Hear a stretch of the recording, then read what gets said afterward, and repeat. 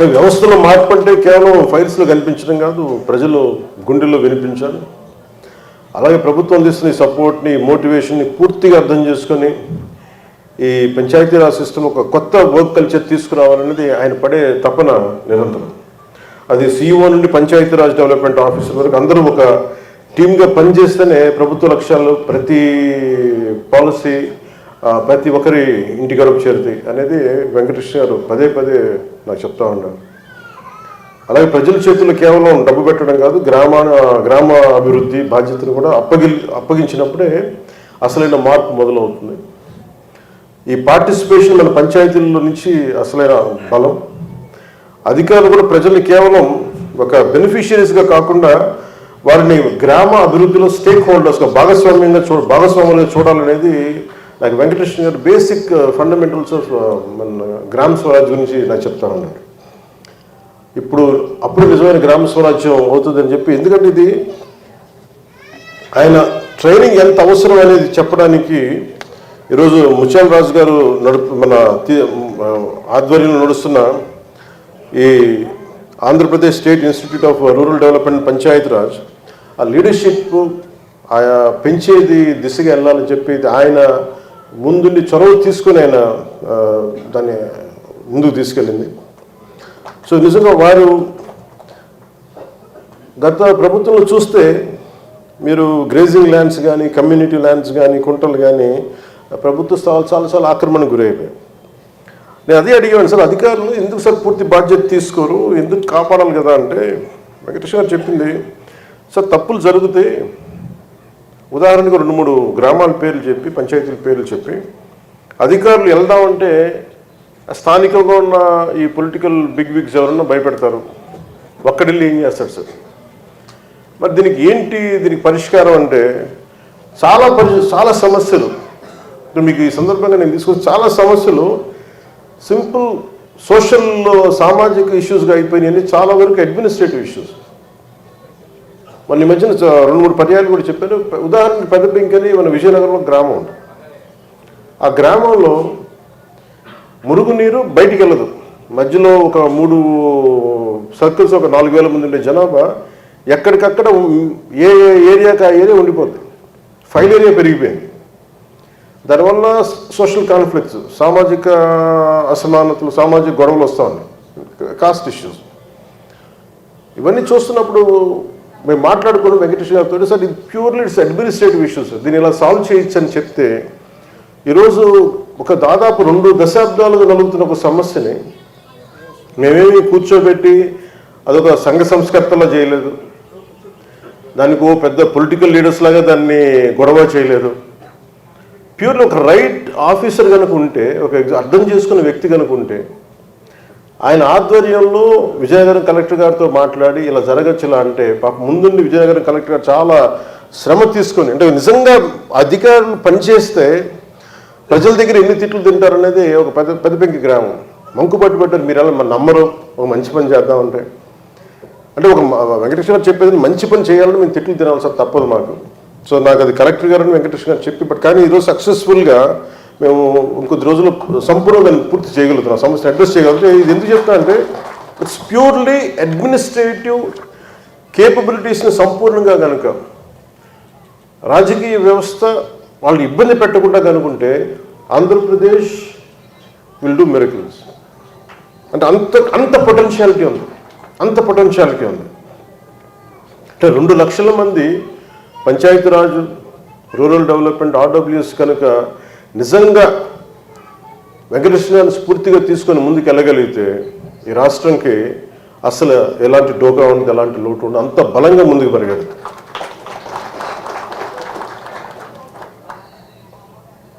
అంటే కొన్నిసార్లు ఎలా ఉంటుందండి, ఉదాహరణకు నెల్లూరు జిల్లా గజ్జులవారిపల్లి రోడ్లో చిన్న బురదలు ఇబ్బంది పడుతున్నామని చిన్నపిల్లలు సోషల్ మీడియాలో పెడితే మన ఆఫీస్ నా దృష్టికి తీసుకొచ్చారు. వెంటనే రోడ్డు ప్రతిపాదనలు, అనుమతులు మంజూరు చేసాం, ఇవన్నీ చేశాం. కానీ అదేదో నా పేషీ విజయంగా నేను అనుకోవట్లా, ఇది ఒక సిస్టమ్ ఫెయిల్యూర్ అనిపించింది. సో వెంకటేశ్వర గారితో పదే మాట్లాడుతుంది, అసలు ఆయన దగ్గర నుంచి బాగా నేర్చుకున్నది ఎక్కడ జరగాల్సిన పని అక్కడ జరగాలి. ఆ వ్యవస్థని బలోపేతం చేయటం నిజంగా రాజకీయ వ్యవస్థ చేయగలిగే సార్ చాలా అద్భుతంగా ఉంటుంది. అది మీ ఆధ్వర్యంలో నిజంగా మీరు జనాలకి బాగా కమ్యూనికేట్ చేయగలరు కాబట్టి అది మీరు చెయ్యండి అని చెప్పి నాకు పదే పదే నాకు ఆయన చెప్పడం జరిగింది. కానీ కాదు ఆయన ఇప్పుడు చెప్పారంటే ఆయన కరెక్ట్గా రిటైర్మెంట్ సంవత్సరం ముందు చెప్పారు నాకు. ఏది నేనన్నా ముందుగా పాలిటిక్స్ వచ్చి ఉండాల్సింది, ఆయన లేట్గా రిటైర్ అవ్వాల్సింది.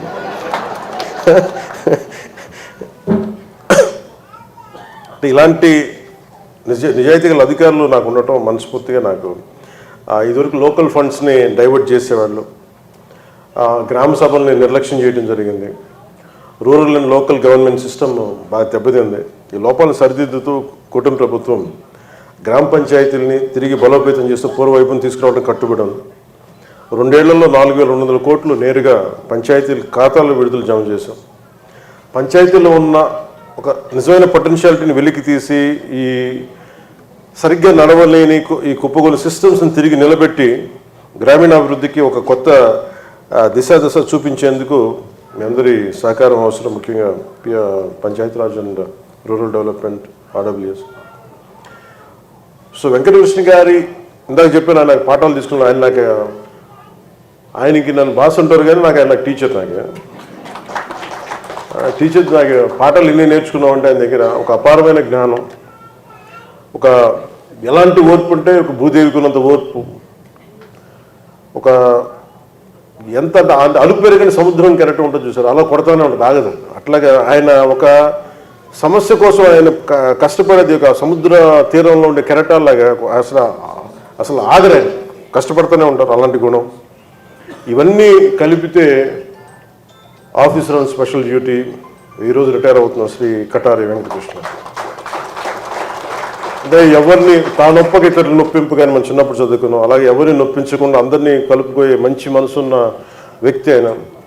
35 ఏళ్ల ఉద్యోగ ప్రస్థానంలో ఇందాక చెప్పినట్టుగా నీతి నిజాయితీ నిబద్ధతలకు నిదర్శనంగా నిలిచారు.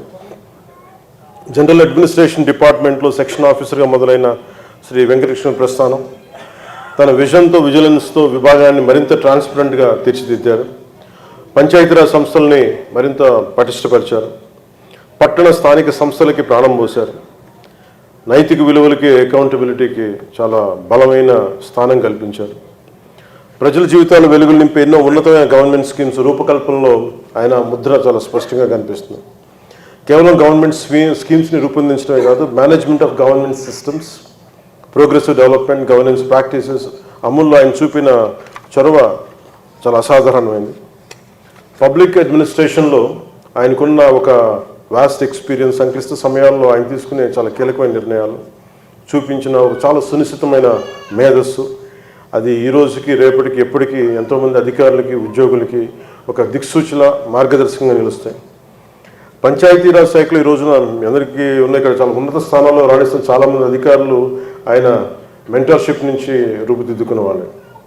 పాలసీ మేకింగ్ నుండి అడ్మినిస్ట్రేటివ్ రిఫార్మ్స్ వరకు, హ్యూమన్ రిసోర్స్ మేనేజ్మెంట్ నుండి బడ్జెట్ అండ్ ఫైనాన్షియల్ ప్లానింగ్ వరకు, యాంటీ కరప్షన్ స్ట్రాటజీస్ నుండి లీగల్ అఫైర్స్ వరకు ప్రభుత్వ యంత్రాంగంలో ప్రతి విభాగంలో ఆయన ముద్ర, ఆయన అనుభవం చాలా బలంగా కనిపిస్తుంది. ఇలాంటి అధికారులు వల్లే ప్రభుత్వ వ్యవస్థలో ఇంకా ప్రజలకి నమ్మకం రెట్టింపు అవడంతో పాటు వ్యవస్థలు మరింత బలోపేతం అవుతాయి. సో ఆయన వెళ్ళిపోతున్నారంటే నేను చాలా బాధ కలిగింది. నేను అందరితో మాట్లాడాను. ఈయన్ని రాష్ట్రానికి దొరికిన ఒక మేలిమి బంగారం ఆయన్ని. సో ఆయన్ని నేను వారికి ఇదే చెప్పాను, నేను ఆయన సర్వీసెస్ అలా అంత ఈజీగా ఎలా వదిలేసుకుంటాం అంటే నిజంగా నాకు ఒక మంచి రాష్ట్రానికి పనికొచ్చే ఒక మేలుమైన ఒక విలువలున్న వ్యక్తి కనిపించినప్పుడు ఆయన రిటైర్మెంట్ రాష్ట్రానికి అది ఒక లోటు కాకూడదని చెప్పి నేను చాలా తక్కువ సందర్భాల్లో చాలా అరుదుగా అసలు అడగలేదు. ఇప్పుడు ఇదాకా చెప్పాలంటే మొట్టమొదటిసారి నేను ఆయన్ని గౌరవ ముఖ్యమంత్రి గారు కూడా తీసుకెళ్ళి ఈయన్ని కంటిన్యూ చేయాల్సిన అవసరం ఉంది రాష్ట్ర ప్రయోజనాల కోసం అని చెప్పి మీ అందరి తరపున మనందరి తరపున ఆయనకి ఈ రిటైర్మెంట్ ఎక్స్టెన్షన్ ఒక ఆఫీసర్ ఆఫ్ స్పెషల్ డ్యూటీగా మళ్ళీ ఇంకొక అంటే తిరిగి నా టర్మ్ అయిపోయే వరకు ఈ 3 సంవత్సరాలు ఈరోజు అది జీవో కూడా ఇవ్వడం జరిగింది. సో వారికి ఇది వారికి ఇచ్చే రిటైర్మెంట్ గిఫ్ట్ వీటన్నిటికంటే కూడా ఆంధ్రప్రదేశ్ అభివృద్ధికి ఒక వ్యక్తి చాలు. ఒక గొప్ప పనిని చేయడానికి కానీ ఒక వినాశనం చేయాలన్న ఎక్కువ మంది అవసరం ఉంది, ఒకళ్ళు చాలు. అలాంటిది ఒక అద్భుతమైన ఒక సంకల్పంతో, అంటే ఆయన ఉండబట్టి ఈ రోజున మీరు ఊహించాల్సింది 10,000 మందికి ప్రమోషన్స్ కలిగినాయి అంటే దానికి కీలకమైన వ్యక్తి మనస్ఫూర్తిగా మన వెంకటకృష్ణ. అంటే ఎంత తపన పడ్డారు ఆయన. అంటే ఒక ప్రభుత్వంలో పనిచేసే వ్యక్తి తన సహోద్యోగుల కోసం ఇంత తపన పడతారు, ఇర్రెస్పెక్టివ్ డిపార్ట్మెంట్. సో నాకేమనిపించిందంటే అలాంటి వ్యక్తి సేవలు చాలా చాలా అవసరం. సో నాకు మనస్ఫూర్తిగా మనసారా నాకు ఆయన సహకారం కావాలని కోరుకుంటూ ఈరోజు ఆయన పదవిని విరమణ చేసినా కానీ ఆయన ప్రత్యేకమైన పరిధిలో ఆయన్ని మరింత సేవలు ఉపయోగించుకునేలాగా ఆఫీసర్ స్పెషల్ డ్యూటీకి మేము కంటిన్యూ చేస్తాం తెలియజేసుకుంటే మనస్ఫూర్తిగా మీ అందరికీ, వారి కుటుంబ సభ్యులకి, వారి సహచరులకి, వేదిక పైన ఆసీనులైన ఉన్నతాధికారులందరికీ, ఇక్కడికి వచ్చేసిన ప్రతి ఒక్కరికి పేరు పేరున నా ధన్యవాదాలు తెలుపుకుంటూ సెలవు తీసుకున్నాను. జై హింద్.